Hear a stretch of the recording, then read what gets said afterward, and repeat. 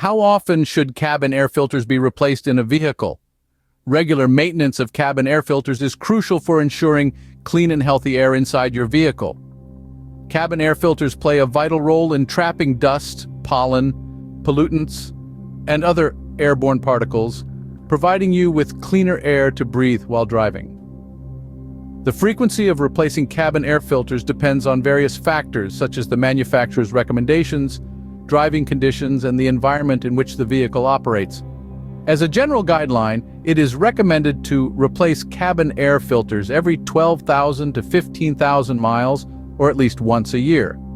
However, if you frequently drive in areas with high levels of pollution or dusty environments, it may be necessary to replace the cabin air filter more frequently. Neglecting regular replacement can lead to reduced airflow and compromised air quality inside the vehicle. Replacing cabin air filters at the recommended intervals not only ensures optimal performance, but also contributes to maintaining good health. Clean air inside the vehicle can help reduce allergies and respiratory issues caused by inhaling pollutants. It is advisable to consult your vehicle's owner manual or seek advice from a trusted mechanic for specific recommendations on when to replace your cabin air filter based on your driving habits and environmental conditions.